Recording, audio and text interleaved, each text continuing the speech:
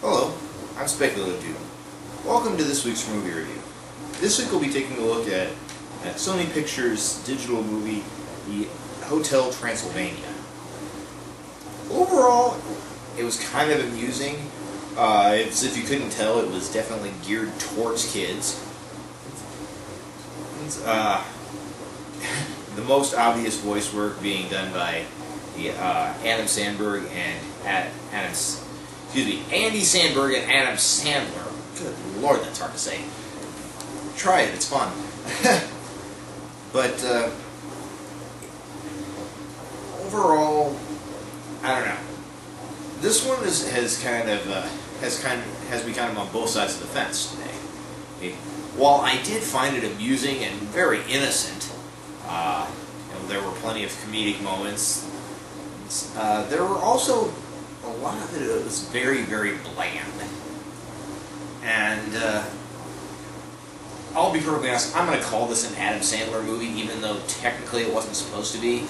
Because the main three characters are played by Adam Sandler, Andy Sandberg, and Selena Gomez. Selena Gomez is barely in this movie, considering she's supposed to be playing the daughter of Dracula, played by Adam Sandler. Obviously, he's not particularly a threatening vampire. In fact, he's much more the overprotective father, which does come in fairly amusing, if a bit stereotypical in movies anymore. He would do anything to keep his little Mavis safe, his daughter. Now, while the quality of the animation isn't really anything special, well, it's definitely not. I can't call it bad. It's honestly just kind of average. The voice work is actually pretty good, in my opinion. Andy Sandberg comes off as very annoying, though, as Johnny. And I know that's kind of how his character's supposed to be, but it's kind of hard to tell if he's going for a surfer kind of voice or a valley kind of voice. And, I don't know. Like I said, that one comes off as annoying. Selena Gomez does a good job as Mavis. She plays plays Dracula's daughter who wants to go out and see the world, but she's not bratty and rebellious about it like a lot of kids might be, which is obviously one of the reasons why I say this is more geared towards littler kids, because teenagers wouldn't buy that for a moment, or act like that. There's plenty of good casting all around. You have as Mr. and Mrs. Frankenstein, you have Kevin James, who's pretty much all. I don't think I've ever seen anything that he wasn't funny in. While he may not have technically been the main character, he does have a lot of good small points in there.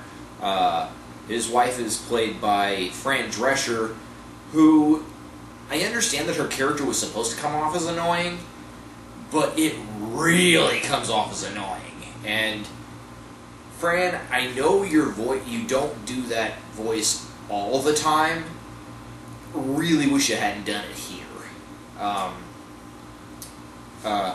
See, the Wolfman and his wife, forgive me, I can't think of the top of my head. I believe it was Molly Shannon, if I remember correctly, who plays Wolfman's wife. Very small role. She really didn't have. She only had a few lines. But the Wolfman had a considerably larger role. He's a family man now, but played by Steve Buscemi, who's pretty much always hilarious. Even in more serious roles that he's played, he's always almost always funny. Let's see, CeeLo Green plays the Mummy. A little disappointed in the role given him, not because he did a bad job, but he really wasn't given anything to work with. He didn't have that many lines. There's a couple of singing bits that I'm not even so sure he did. At least they didn't really sound like him. I mean, granted, I'm not the biggest fan of his singing, but he is a very good entertainer. Maybe not, like I said, I may not appreciate his singing that much, but as an entertainer, I think he's great and very fun to watch. But, yeah, he really wasn't given much to work with here. Let's see, who else do we have?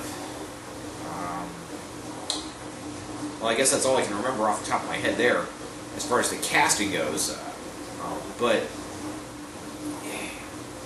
it is quite, it has a lot of funny little moments.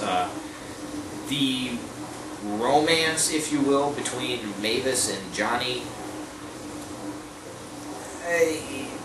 was very forced. It doesn't feel natural at all. They know each other for like a day, and they're in love. And it is kind of sweet how, and innocent how they talk about when Dracula fell in love with her mother, and he says they just felt a zing. So that's kind of towards the end of the movie. There's this, Mavis thought she felt a zing. And that's kind of a sweet, cute, innocent kind of deal there. And like I said, that's okay for this kind of movie. But the thing is, Johnny comes off as so annoying. And Mavis is there so little. You really wonder, when did this zing come about? Like I said, it feels very, very forced. In fact, you see far more time with Drac and Johnny together. In fact, about 80% of the movie is those two characters. Whether it's the fact that Drac doesn't like the fact that Johnny's a human, and I guess I should backtrack and say this hotel was set up as a haven for monsters to go to get away from humans, because there's the amusing dynamic of the monsters are just as afraid of the humans as the humans are of them.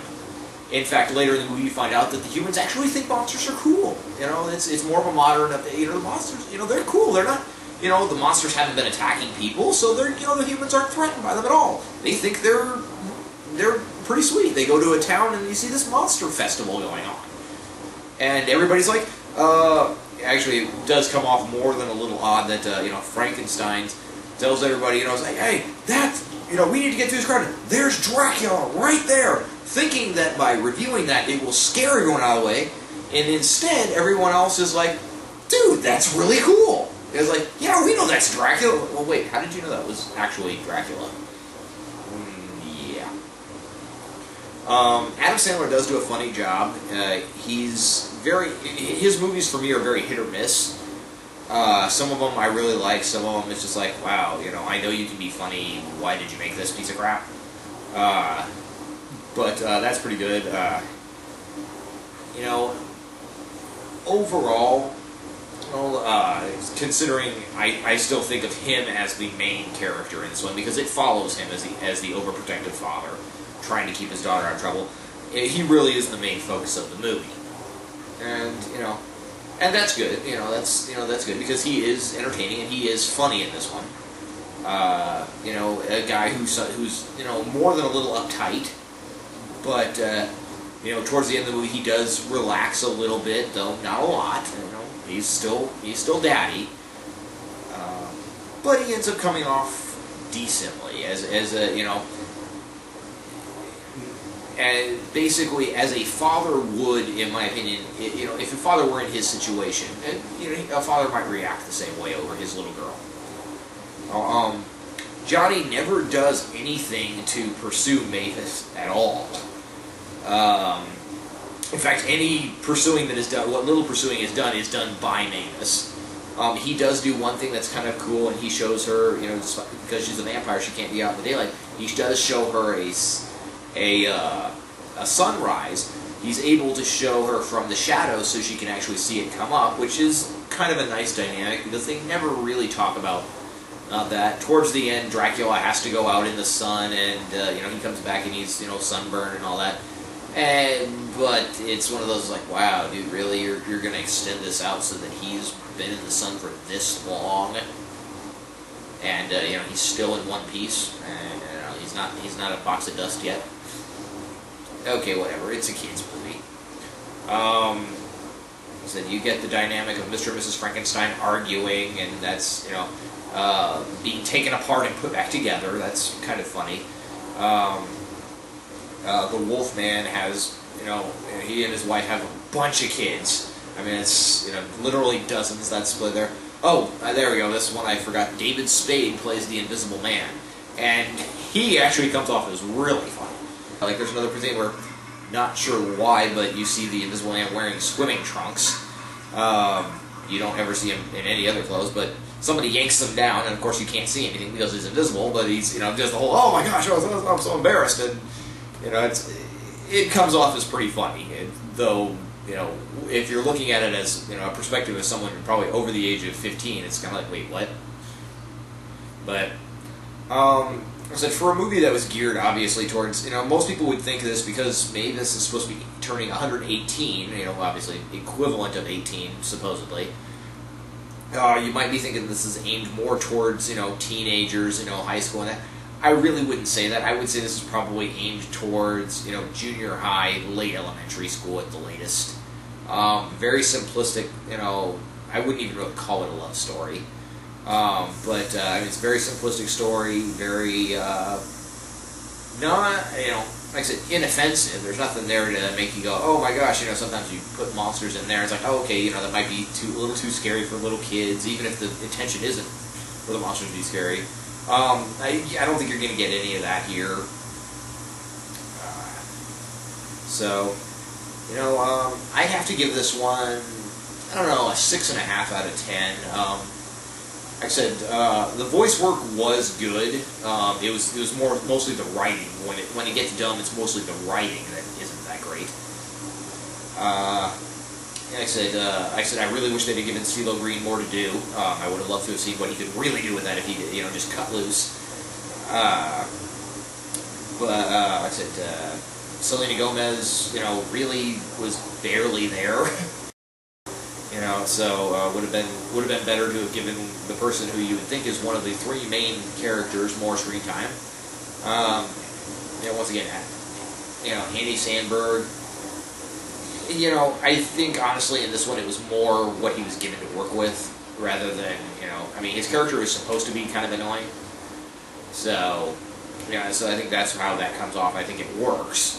I mean, and towards the end you do see a moment where he talks about a story he heard, and he comes off as a less annoying character because you find out that the story he heard about was about Dracula and his wife, but it's told from a much more, from a very non-annoying perspective. He's like, oh man, I remember that story, and he just, you know, recites it, and that one seems very, almost like a heartfelt moment.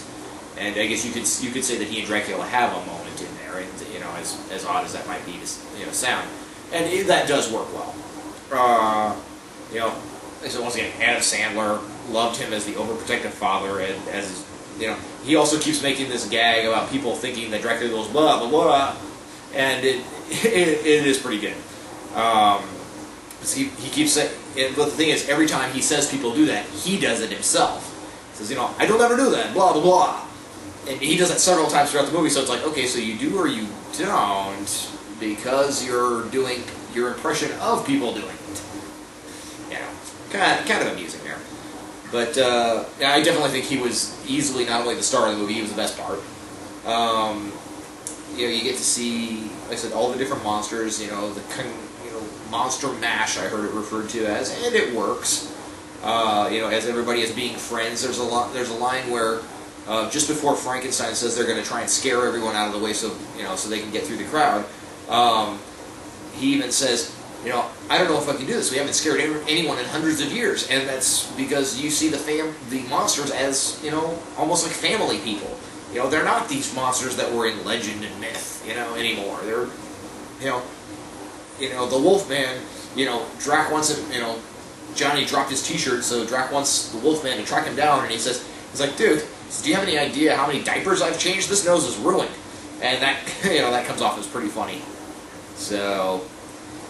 You know, different things like that. It's, you know, it's an innocent movie. It's amusing. There's, you know, it's not going to offend your sensibilities. And going into it knowing it's a kids' movie, you're not expecting it to be realistic as far as vampires or other monsters go. That's, you know, about all I have to say on this one. Next week I hope to have a guest host for you. I'll be trying to post one of these up every week. So we'll look forward to seeing you again.